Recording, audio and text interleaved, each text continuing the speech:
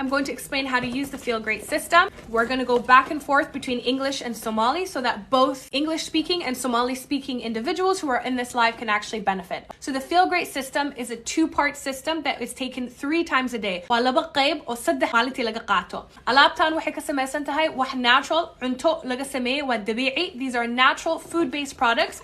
They have no side effects. Side effect dan malaha. Alaabtan sida loo kala qaatana waa idin sheegaya. I will explain to you how to actually take the Feel Great system. How this works is the system is taken in the morning when you wake up. The first thing that you have, you don't eat food right away. You have what is called a unimate. Shahana subaxda adoo qatan wili cunto afka gashan aad 4 saac ku joogaysaa waxa ku bilaabanaysaa unimate shaha. Biyo kulul ku shubo ama biyo or room temperature. This is yerba mate extract. You put it in hot or room temperature water, you stir and you drink this, and you don't eat anything for 4 hours. Reason you do this is because you are extending what is called an intermittent fasting window from what you have been doing the previous night. So the 8 hours that you were sleeping, you were not eating, so you were in what is called an intermittent fasting window, in a fasted state. Your glucose and your insulin numbers actually came down. Digiina sonkorta ku jirta iyo insulinkiina hoos u dhacay inta chiiftid. Inta saaca chiiftay, saacadahaas waxa kamid ah ina ku jirtid state oo cunto cuneenin oo wax la dhaho intermittent fasting window yahay.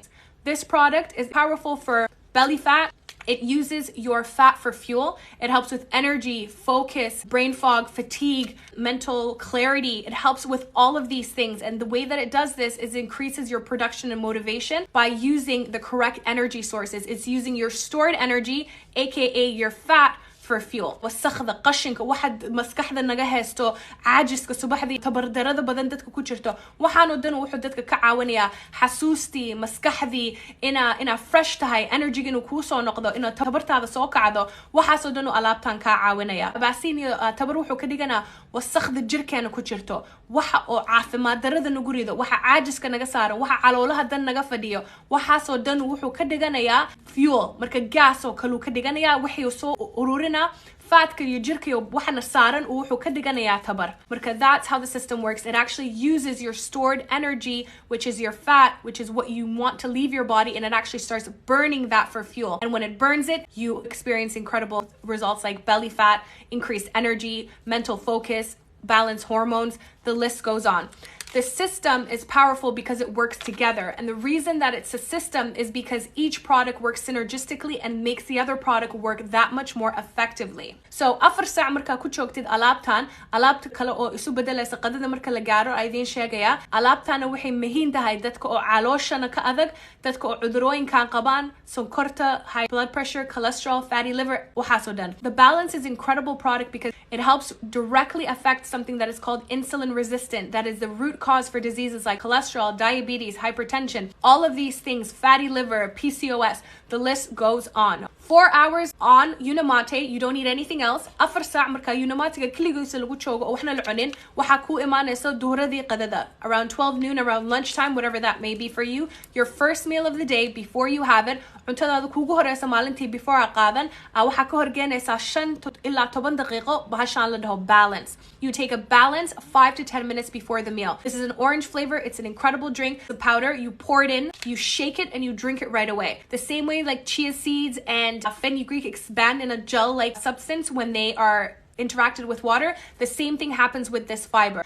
Budada marka biyaha ku shubtid sida xulbada iyo chia seeds ka sidii biyaha u qaataan oo expand gareeyaan calooshaadu waxaas ku sameynaya marka muhiim waxa ah inaad qasatid ruuxdid hore ka cabtid marka alaabtan hore ka cabtid wuu expand gareynaya calooshaada wuxuu u diyaarinayaa cuntada soo socoto. When it expands, it actually coats your intestinal walls and your intestinal lining. It activates these digestive enzymes that tell your body that food is on the way. Balance absorbs your food.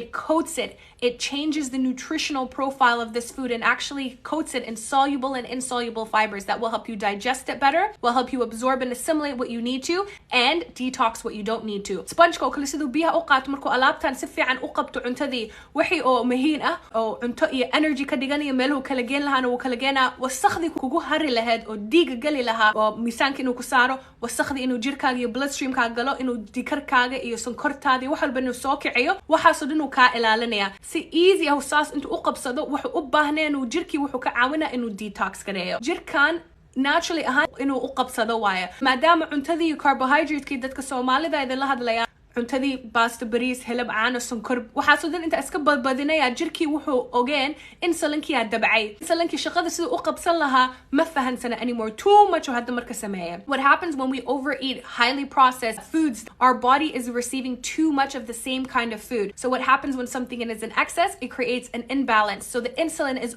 overproduced in our body and we become insulin resistant. The goal is to become insulin sensitive again. عابنت insulin كوا وحنا دون وحي كحرينهين. So balance شن إلا 10 دقيقة على جهر جينيا عنتدي 5 to 10 minutes before every meal that you have, and you're only having 2 meals a day. 15 minutes at the absolute max.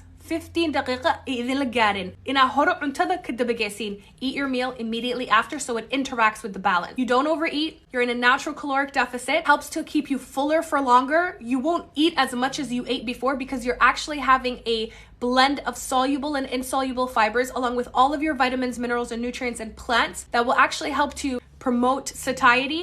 It will actually help you to reach your weight loss goals. This is cholesterol support. This is blood sugar support. This is support in every single aspect that you can think of. All health starts with the gut. Somali afka waka dahna bama practice kareno. Korna waka naqana. Cafimadkan calooshu ka bilowda. Calooshu ka bilowda. caloosha waa wax walba meesha aad ka sifeynaysid oo ka habeenaysid haddaa ka caawisid meel walba oo hadda jir xanuun hadduu kugu jiro caafimaad daro hadduu kugu jiro tabar daro haddii kugu jirto difaacnimadaada low tahay waxaasoo dhan wuxuu ku xiran yahay calooshaada 70% of the immune system lives inside the gut. Your mental health, your happy hormone, the chemical that is produced in your brain to actually tell you that you are well, that you're feeling feelings of well-being, 95% of it is produced in the gut. Only 5% is available in the brain. Hormone or serotonin la dhaho 95% of it wuxuu ku jiraa calooshaada 5% kaliya maskaxdaada ku jiro waa hormoonka dhan oo jirkaaga u sheegay inaad noloshaada jeceshahay inaad adiga is jeceshahay inaad iska warqabtid inaad qof oo niyad u hayo wixii inuu soo kaco shaqadiisa qabsado inaad tahay waxaasoo dhan caloosha 95% hormoonkaas dhan ku jira so inay muhiim tahay in caloosha si fiican loo habeeyo halkaas ka arki kartiin haddaa qof tahay oo cafe iyo wax badan iyo shaah iyo waxaas raadiyo jirkaaga wuxuu u crave garanaya waxaan because jirkiya wuxuu u baahan yahay energy meel kale ka raadina adaa energy kugu jira laba meel cuntada laga keena if you're somebody who is a coffee latte drinker and you're constantly craving these things it's because your body is looking for an external validation for a source of energy or a feeling that comes with that what are you overcompensating for Unamate I have people who get on Unamate and they've been coffee addicts and they're completely not addicted anymore that's the power of the system you need to use your correct energy sources those energy sources are available within you we have two sources of energy we eat food and that food is converted into energy or we use our stored energy which is the energy that is in our body waxa muhiim ah ina alaabta si fiican sax loo qaato systemka sax marka 90 days u wadatid jirkaaga dhan wuxuu isku sameeynaa asaga dhan rehabilitation isku sameeyo this is a complete gut microbiome reset within 90 days you're going to see that your body has actually acclimated your gut microbiome has started to feed on several different types of soluble and insoluble fibers that have now changed your gut microbiome and the foods that they're used to having on a consistent basis. So you have a balance before lunch and a balance before dinner. That's as simple as it goes, guys. The system is super simple. Unamate in the morning, 4 hours fasted in that state to extend your fast from the previous night. So Unamate, wait 4 hours. You have your balance 5 to 10 minutes before your meal. When you do that, no snacking in between, okay? You go all the way to dinner, and when you get to dinner, you have another balance 5 to 10 minutes before your dinner.